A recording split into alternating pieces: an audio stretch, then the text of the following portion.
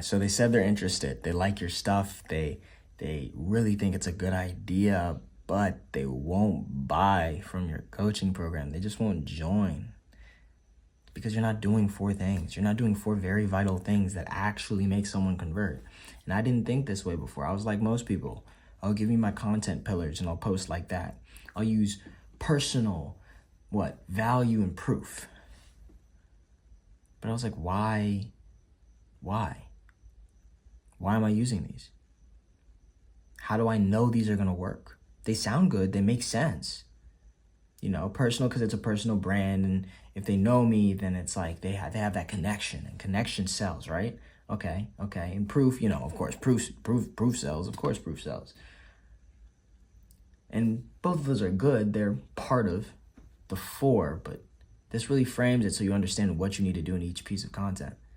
Because for one, value, that 3rd pillar, what does that even mean?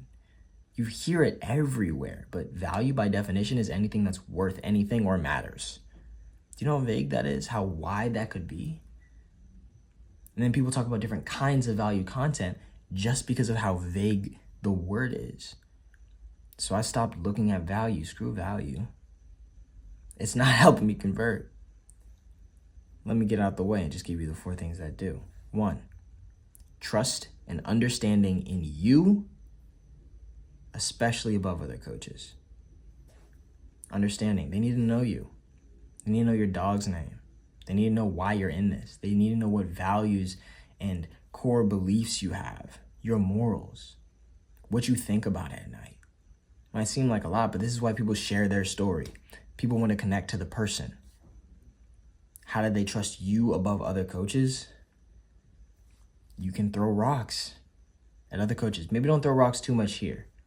You can throw rocks later. By throw rocks, I mean just like talk about how this other version isn't too good. I'm kind of doing it right now, but not specifically in this section. Me talking about how value and using content pillars is bad. But that's also a bit of personal. I'm personal throwing rocks at other people's process, but we'll get to process later. The second thing you can do, have to do, is make sure that they want it enough. I don't want to say it's motivation, but the reason why we use pain points and dream outcomes in content is because it creates that gap, that understanding of how far away their goal is from where they are now, and gives them that gut feeling of, I want to get there. That's why people show their Miami penthouses. That's why they show the Lambos. That's why fitness coaches, you guys show your physiques, right? You basically just show off, hey, I have what you don't. You want this, come buy from me. That's not all you have to do, though. That's just 1 pillar. And these are each equally important. So on to the 3rd. And this is where you make sure that they understand and trust your process, especially above other coaches' processes. That's what I was just doing. I was throwing rocks at the process of thinking about content pillars, focusing on value. Because I'm giving you guys value right now, but am I focusing on value? No. Technically, I'm focusing on this pillar right here. I'm showing you guys, making sure you understand my process. And in a way, trust it above others because I created it simply to fix the confusion of content pillars and just focusing on value. See what I mean? And the very last one, which is not least at all, again, all equally important. You don't need to hit all parts to get every single person. You're still going to sell if you know what you're doing in every other front. But if you hit all 4, the best coaches hit all 4. I told you I researched a ton of different coaches. The best ones always hit all 4. So the last one is just clearing anything that's in their way psychologically. People have so much limiting beliefs and stuff in their way, so many fears, doubts, misconceptions. You need to clear those out of the way, not just so that they can succeed with you, but even on their own. And you know this because you had them at the beginning of your fitness journey. It's a key part of self-improvement. And it's your job not even just to help them, but to get them into your program to remove those. So an example of that is just you understanding what's in the way of coaches. I know a lot of you guys might think, oh, how could I sell high ticket? It's, of course, I could explain exactly why you can definitely sell high ticket. There's no reason to be afraid of charging $1,000 or more. You might think, you need a huge following to make it in the coaching business. I know tons of people under 10,000 followers making like 50K. You do not need a big following. I know people who are below 1,000 making 10, 20, 30. You do not need a huge following to make money in this game. So it's about removing these limiting beliefs that are stopping people from even getting the opportunity of getting that physique, or in my case, making money online, so that they can actually go out and get it. Now, how you're going to turn this into something that's for you and actually works is you're going to insert your information. For the trust and understanding in you, you're putting in your information on you, your values, stuff like that. You're going to list these out so you have them, so you can just inject it into your content to make it more converting.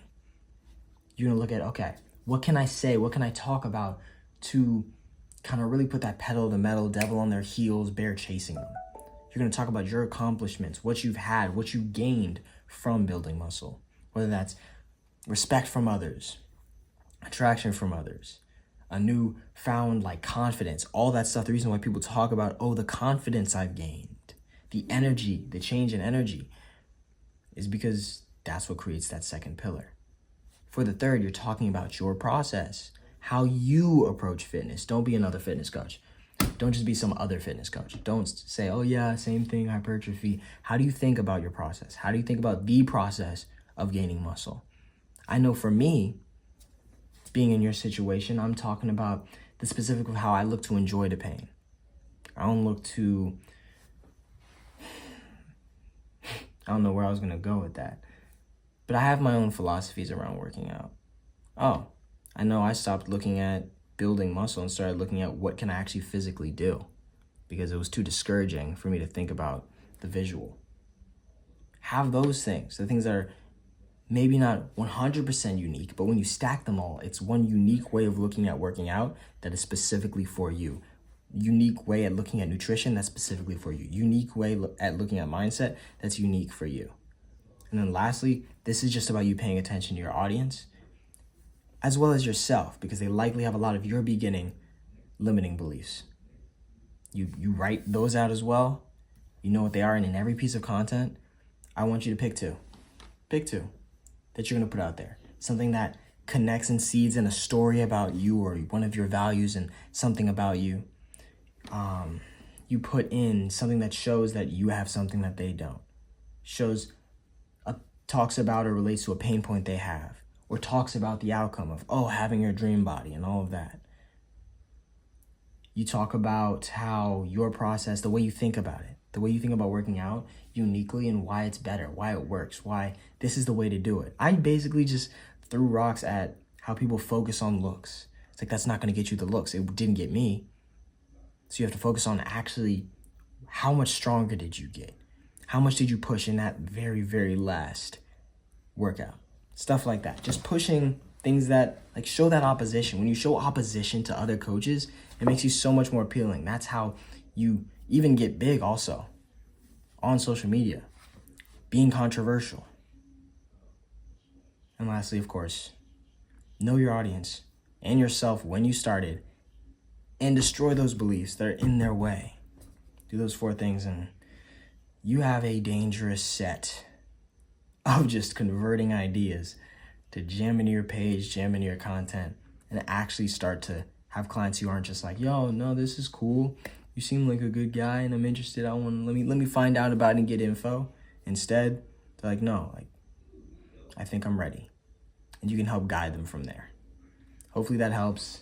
I know I kind of sound like tired or whatnot, but I want to get that out to you guys. I'll go into more detail probably in another video, but I'm very excited about what you guys can do with this information, specifically because I haven't just been seeing this in my own creation, my own organization of this information.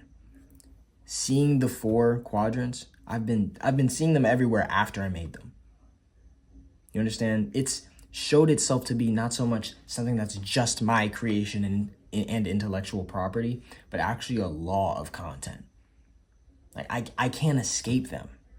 I made them. It's framed a new way that I look at content in general. I didn't expect it, and I will be using these for a long time to come, regardless of how my understanding of content and business changes. So apply this to yours. No more content pillars. Just focus on what works. Peace.